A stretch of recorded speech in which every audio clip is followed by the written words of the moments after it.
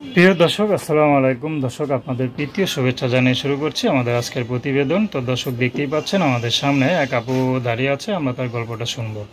আপু, আসসালামু আলাইকুম। ওয়ালাইকুম আসসালাম ভাই। কেমন আছেন? ভালো আছে। নাম কি আপনার? নাম খাদিজা।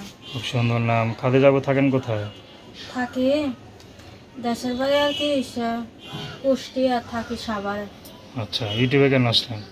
আইসি ভাই, অনেক কষ্ট নিয়ে আইসি, নাহলে তো রোজার মাসে রোজা থেকে আইতাম না। আচ্ছা, কি কষ্টে আছেন? কষ্ট হইলো, বাবাটা বিয়া করে চলে গেছে, তারপরে মাটাও গেছে আরেক জায়গায়, খালার কাছে থাকে।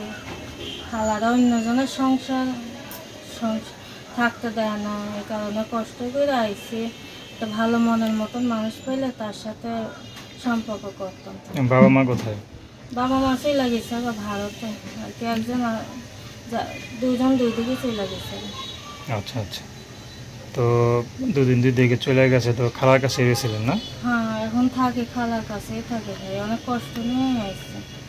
তো বিয়ে শাদী করছেন? না ভাই, বিয়ে হয়নি। খালা তো যে পরিস্থিতি দেখলাম, খালা তো মনে হয় না আপনার বিয়া দিব মনে হয়। দিব ভাই। দায়িত্ব নিয়ে বিয়া দিব? না, আচ্ছা, তা আপনার বিয়ে করতে হবে না?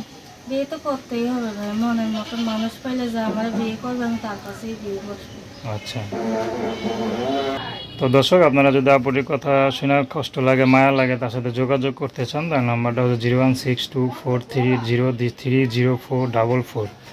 আমি নাম্বারটা আবারও বলছি, 01624303044। তো দর্শক, প্রেম ভালোবাসা, সাহায্য সহযোগিতা, বিয়ে শাদী করা একান্ত আপনাদের ব্যক্তিগত ব্যাপার। তো আসুন, আমরা 5 ওয়াক্ত নামাজ পড়ি, সর্বদা দেশের সেবা করি। তো আপা, একটা কথা বলবেন, কে যদি আপনার গ্রামে বিয়ে করে থাকতে পারবেন? থাকতে পারবো ভাই। যদি সে রিক্সা চালায়? সে যদি রিক্সা চালায় তবুও তার মনটা যদি ভালো থাকে তার কাছে থাকতে পারবো, আমার কোনো সমস্যা নেই।